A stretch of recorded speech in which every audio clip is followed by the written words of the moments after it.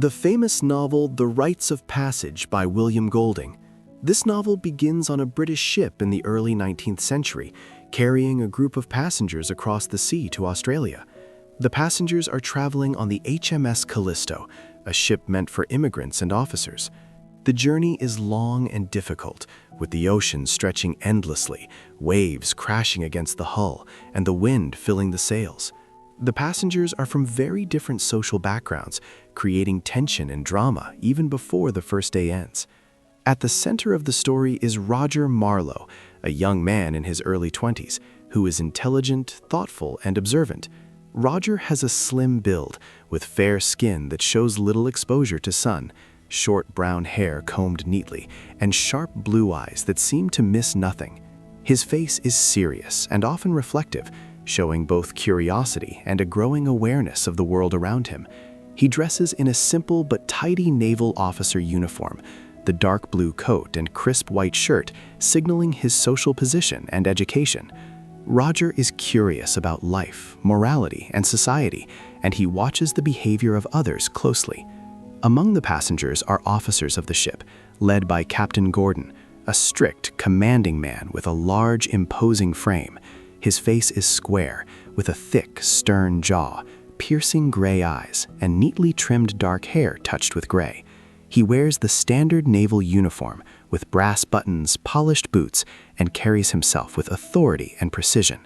Captain Gordon is focused on discipline, order, and the reputation of his ship, and he has little patience for mistakes or disorder. The story also includes Edith Marlowe, Roger's cousin, a young woman of gentle demeanor. Edith has soft brown hair that falls in waves around her shoulders, pale skin, and expressive green eyes. She wears modest but elegant clothing suitable for a young woman of her social standing. She is curious and polite, but she also notices the inequalities and subtle cruelties among passengers, which often trouble her sensitive nature. Edith represents innocence, morality, and the tension between social expectation and personal feeling. Another key character is Mrs. Percival, a wealthy and self-important woman traveling with her daughter. Mrs. Percival is tall, slightly heavyset, with fair skin, graying hair carefully pinned into an elegant style, and sharp, calculating eyes. Her clothing is rich, with fine fabrics, lace, and embellishments that display her wealth. She constantly tries to assert control over others, particularly those she sees as socially inferior. Her behavior highlights the rigid class distinctions and social snobbery of the era. As the ship sails further into the ocean, the passengers' differences become more pronounced. Class divisions are clear. Officers enjoy comfortable cabins and meals, while poorer passengers are crowded into small, cramped quarters below deck. The tension builds quietly at first, with subtle insults, whispered judgments, and careful observation. Roger notices everything: the hierarchy, the fear, the pride, and the small rebellions among the passengers. Conflict arises when a series of accidents and misunderstandings disrupt the journey. The ship encounters rough weather, waves crash over the deck, wind shrieks through the rigging, and rain soaks the passengers and crew. These events expose weaknesses in character, reveal fears, and force individuals to confront their courage, morality, and adaptability. Roger observes how some passengers respond with selfishness, panic, or cruelty, while others act with kindness, bravery, and dignity. Throughout the voyage, Roger undergoes his own personal rites of passage. He begins as a young man full of curiosity and observation, but as events unfold, he is forced to confront death, fear, and human cruelty. He witnesses arguments, physical confrontations, and moral compromises among passengers and crew. He sees how people of power, like Mrs. Percival and Captain Gordon, use authority to dominate others, and he sees the consequences of their decisions on those beneath them socially. A significant event occurs when a young passenger, a boy named Henry, falls ill and weakens rapidly. Henry is pale, thin, and frail, with short, fair hair and a face that shows vulnerability and fear. The boy's illness forces Roger and others to confront the realities of human mortality. The officers try to maintain control, ensuring order and discipline, but the fear among the passengers grows. The sick boy represents the fragility of life, and the way society treats those who are weaker. During the journey, Roger also observes subtle romances and attractions. He notices Edith's interactions with other young men, and he experiences his own curiosity about affection, respect, and social norms. Golding portrays these moments delicately, showing how young people navigate emotions, societal expectations, and personal desires on the confined space of a ship. The ship itself becomes a microcosm of society, where every behavior and choice is magnified by proximity and observation. At night, the ship becomes a place of reflection and tension.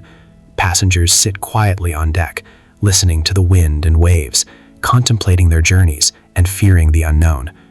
Roger often walks alone, looking out over the dark, endless sea, thinking about morality, human behavior, and the lessons life has already begun to teach him. These moments of reflection are critical. Roger's understanding of human nature deepens, and he starts to see life in shades of complexity rather than simple black and white. The story reaches a climax when the ship faces a major storm.